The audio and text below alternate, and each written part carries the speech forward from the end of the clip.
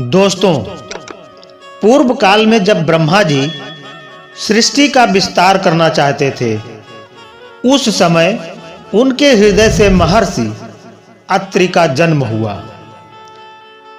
ब्रह्मा जी की आज्ञा से महर्षि अत्रि कठोर तपस्या करने वन में चले गए।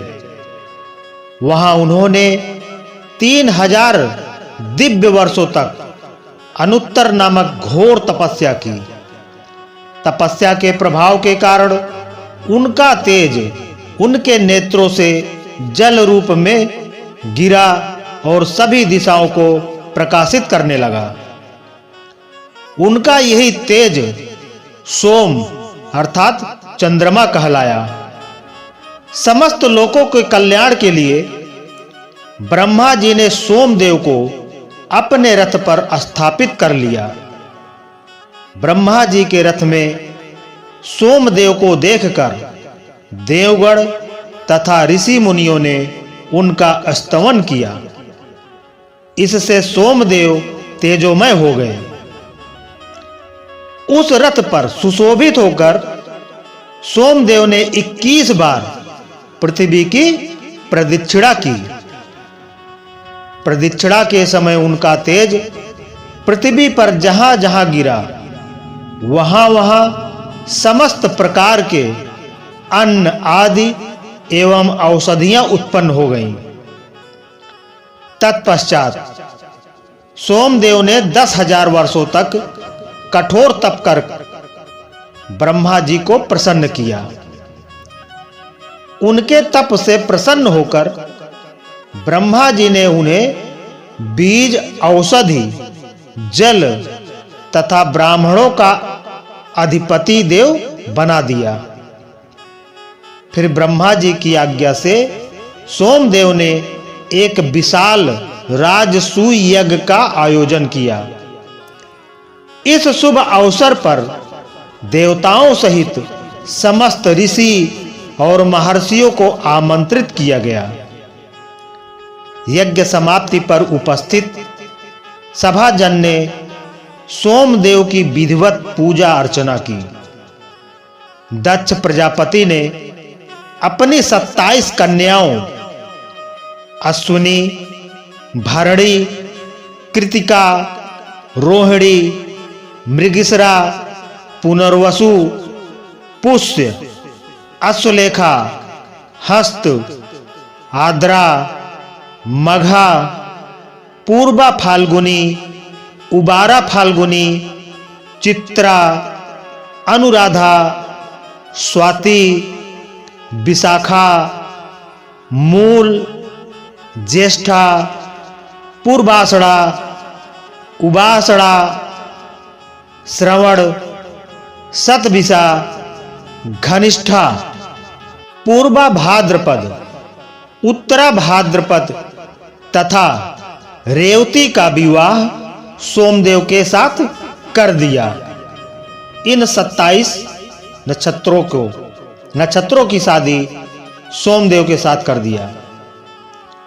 इतना मान सम्मान, ऐश्वर्य और वैभव पाकर सोमदेव के हृदय में अहंकार उत्पन्न हो गया और इसी अहंकार बस उन्होंने स्वयं को, खुद को सर्वश्रेष्ठ समझकर अन्य देवताओं का तिरस्कार करना आरंभ कर दिया। एक दिन सोमदेव की कुदृष्टि देवगुरु बृहस्पति की पत्नी तारा पर पड़ी। वह अनन्य सुंदरी थी। सोमदेव ऐश्वर्य मद में चूर थे, अतः उन्होंने बलपूर्वक तारा का हरण कर लिया। ऐसा अनीतिपूर्ण कार्य देख समस्त लोकों में उनकी निंदा होने लगी। देवगण और देव ऋषियों ने सोमदेव को अनेक प्रकार से समझाने का प्रयास किया, किंतु वह तारा को लौटाने के लिए सहमत नहीं हुए। तब उनकी घृष्टता से क्रुद्ध होकर देवराज इंद्र ने अन्य देवताओं के साथ उन पर आक्रमण कर दिया। दोनों पक्षों में घोर युद्ध हुआ। विकराल युद्ध हुआ, किंतु अंत में देवगण को पराजय का मुख देखना पड़ा। देवताओं के पराजित होने पर देवराज इंद्र ने भगवान शिव से सहायता मांगी। उनकी प्रार्थना सुनकर महादेव नंदी पर सवार होकर सोमदेव को दंडित करने चल पड़े। इधर जब सोमदेव को यह समाचार मिला तो वह भी युद्ध भूमि में आ डटे। जब ब्रह्मा जी ने सोमदेव की यह घृष्टता देखी तो वह उसे समझाते हुए बोले, वत्स, यह तुम कैसा अनर्थ करने जा रहे हो? भगवान महादेव आदि पुरुष हैं, उन पर परब्रह्म को कदापि पराजित नहीं किया जा सकता। तुम्हारा यह दुस्साहस तुम्हें काल का ग्रास बना देगा, इसलिए तुम शांतिपूर्वक तारा को लौटाकर उनसे क्षमा मांग लो। भगवान शिव बड़े दयालु हैं, वे तुम्हें अवश्य क्षमा कर देंगे। उनके समझाने पर सोमदेव ने भगवान शिव से क्षमा याचना कर तारा को लौटा दिया। सोमदेव ने गुरु पत्नी के साथ समागम करने का पाप किया था, इसलिए इस पाप कर्म के परिणाम स्वरूप वे क्षय रोग से पीड़ित होकर कांतिहीन हो गए। इससे समस्त लोकों में हाहाकार मच गया। सृष्टि चक्र में बाधा उत्पन्न हो गई। ऋषि मुनि, मनुष्य, गंधर्व, नाग सभी भयभीत होकर त्राहि त्राहि करने लगे। इधर क्षय रोग से पीड़ित सोम ने ब्रह्मा जी का आह्वान किया और उनसे कष्ट से मुक्ति पाने का उपाय पूछा। सोमदेव की दुर्दशा देखकर ब्रह्मा जी बोले, वत्स, यह तुम्हारे दुष्कर्मों का ही फल है। तुमने पर स्त्री से दुष्कर्म का जो पाप किया है, उसी के कारण तुम्हारी यह दुर्दशा हुई है। अब तुम्हें केवल भगवान शिव ही इस पाप से मुक्ति कर सकते हैं। इसलिए तुम प्रभास नामक क्षेत्र में महामृत्युंजय मंत्र का जप करते हुए भगवान भोलेनाथ की पूजा आराधना करो। उनके ही आशीर्वाद से तुम्हारे सभी कष्टों का अंत हो जाएगा और तुम पुनः श्री युक्त हो जाओगे। ब्रह्मा जी से पाप मुक्ति का उपाय जानकर सोमदेव प्रभास क्षेत्र में पहुंचे। वहां उन्होंने शिवलिंग की स्थापना की और उसकी विधि पूर्वक पूजा अर्चना करने के बाद भगवान शिव के महामृत्युंजय मंत्र का जप आरंभ कर दिया। यह जप 6 मास तक चला। इन 6 महीनों में सोमदेव ने महामृत्युंजय मंत्र का 10 करोड़ बार जप किया।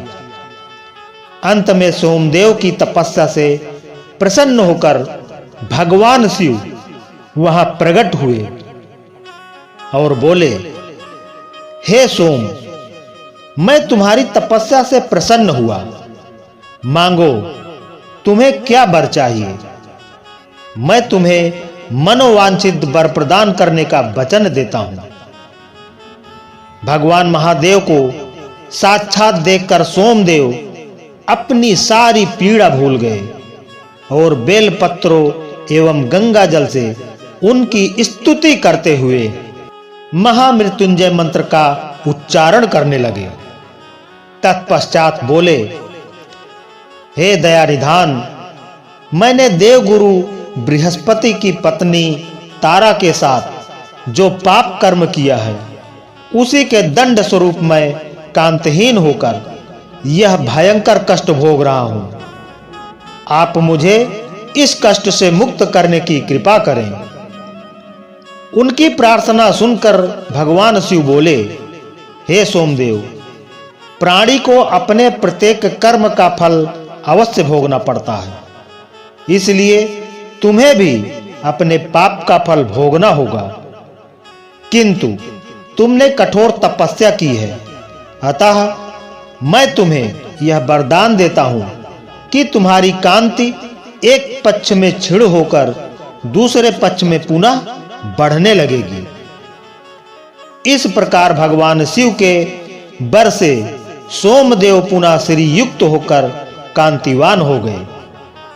सोम का यश बढ़ाने के लिए भगवान शिव उन्हीं के नाम पर सोमेश्वर कहलाए तथा वह स्थान सोमेश्वर सोमनाथ तीर्थ के नाम से समस्त लोकों में प्रसिद्ध हुआ। कहा जाता है कि सोमेश्वर तीर्थ में भगवान शिव की पूजा अर्चना करने से क्षय, कोढ़ आदि भयंकर रोगों का नाश होता है। तो बोलिए सोमेश्वर नाथ महादेव की जय। तो दोस्तों, हमारी ये कहानी आपको अच्छी लगी हो तो एक लाइक करके वीडियो को शेयर अवश्य करें और इसी तरह की कहानी सुनने के लिए हमारे चैनल को सब्सक्राइब जरूर कर लें। धन्यवाद।